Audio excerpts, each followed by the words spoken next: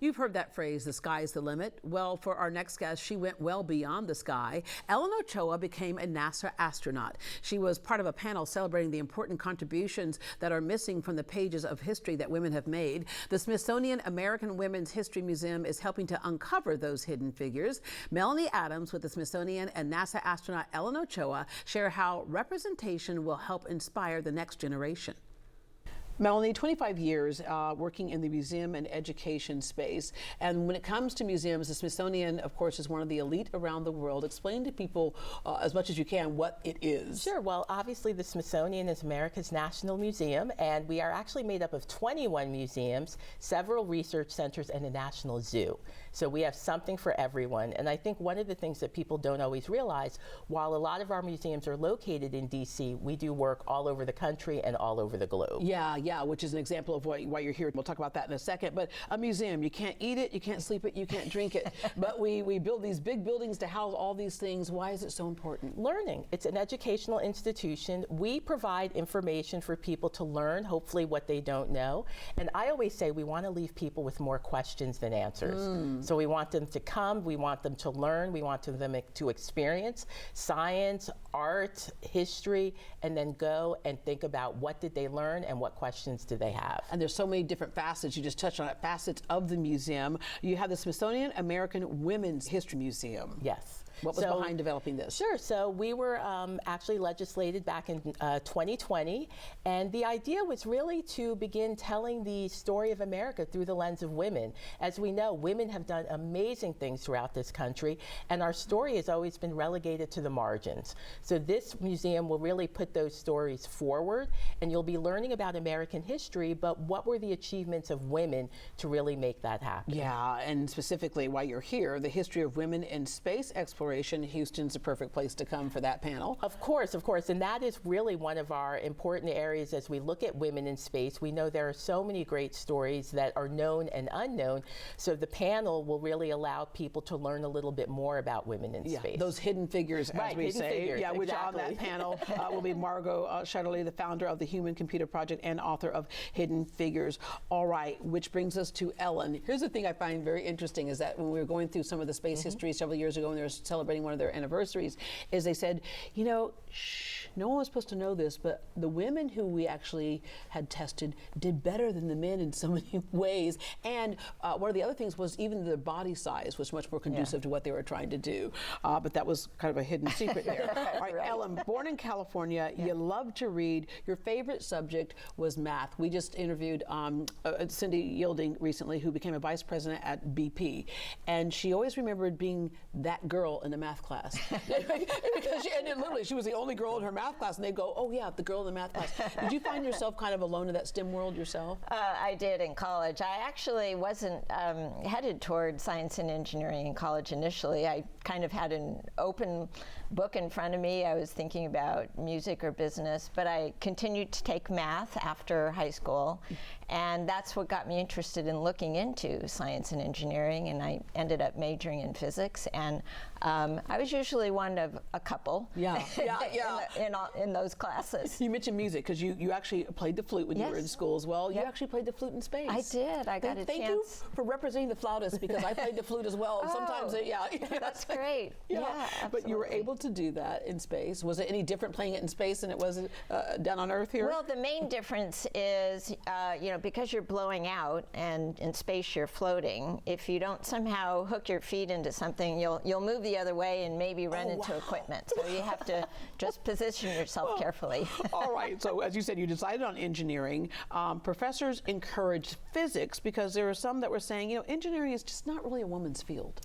Yeah, so when I was trying to look into what to major, I went to talk to a couple different professors. One was in the engineering department, and he basically said, well, we did have a woman come through here once, but it's a difficult course to study, and I just really don't think you'd be interested in what we do here, which was ironic because I had set up the meeting saying, I'm interested in finding out what you do. Do you understand that you, Stanford University, you turned down a full scholarship the first time to stay closer to home, to your family. I get that, right? All right. He didn't ask any questions. Right. That was and then the key. Your master's degree in engineering at Stanford University on a full scholarship, right? But I love this point when you turned down the first scholarship to Stanford because you wanted to go to school closer to your family. So you wanted to, stay closer to home, but then yet you go off to space. But anyway, applying for the NASA program, you're a perfect example of if at first you don't succeed, try again, and the third time's a charm. The first time, what made you decide to apply to be an astronaut? Well, it was everything that was happening in the first half of the 80s. Well, actually, in 1978, NASA selected the first group of astronauts that included women and astronauts of color, and the importance of that role model, Sally Ride, right?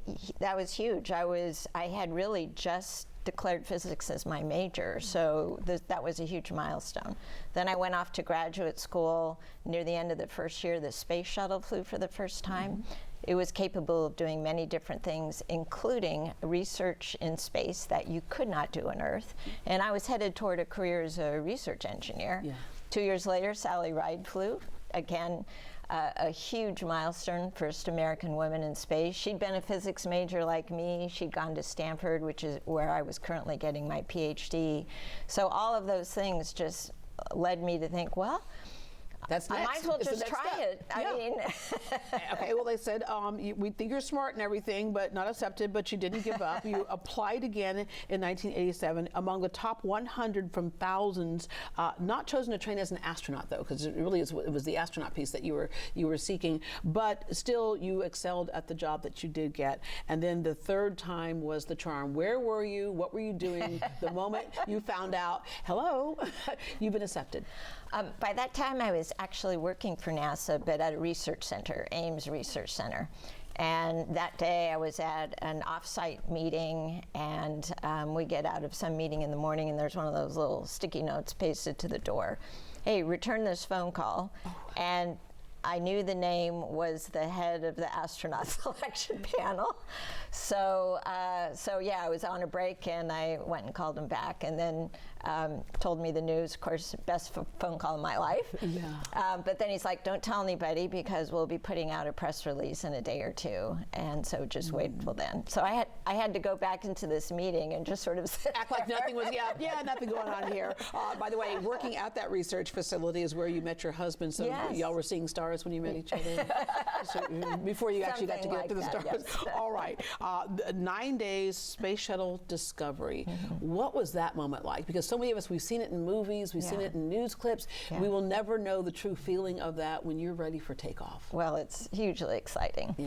But with any launch, you never know exactly when you're going to take off till as they say, the solid rocket motors launch. So the first, we get in the spacecraft, we count down. At T-minus 30 seconds, the computers take over, so they're just in charge of everything at that point. T-minus 11 seconds, a cutoff. Everything stops. So it turned out the computers were looking for a valve to move, didn't see it move, and so we had to, get out of the shuttle. So 2 days later, we got to try again, and everything worked. 5, 4, 3, 2, 1. We have ignition. We have liftoff of Discovery on the second mission to Planet Earth research flight. Literally until T-minus 0, you don't know if you're going or not. And then backing up before that, just the astronaut training. So I did it for a news story several years ago, 27 years ago. And I was like, after probably the second thing, like the deep water thing, I was like, nah, it's not going to work for me. No, even getting through that, it is a process that you get through. That's not all about what you have up here mentally, but what you have physically as well. Yeah, it's one of the things that was really different for me. The academic part, learning about the shuttle systems and all of that came pretty easy. I spent 10 years in college. I knew how to study, but there's a lot of operational aspects which I wasn't as familiar with. Learning to fly in high-performance aircraft and learning spacewalks underwater, or how to bail out of either a high-performance aircraft or a shuttle and land on water, land on land. But the idea is they're trying to teach us how to survive in an emergency situation. So, number one, you're they're very motivated to learn. Yeah. And number two, they're trying to make sure that you do learn. So, you know, it really is about success all around. And I found the training just thrilling. What was it like for you, or what is it like for you to be back in Houston? It's great. I spent 28 years here. Shout out to everybody who works and supports Johnson Space Center. Just an amazing, talented group. I was really privileged to lead that center for a number of years, and I'm thrilled to be back. And we are thrilled to have you back. What was the one thing you missed about Houston? The people I worked with and the mission that we have at JSC. I thought you were going to say Tex-Mex. Yeah, right.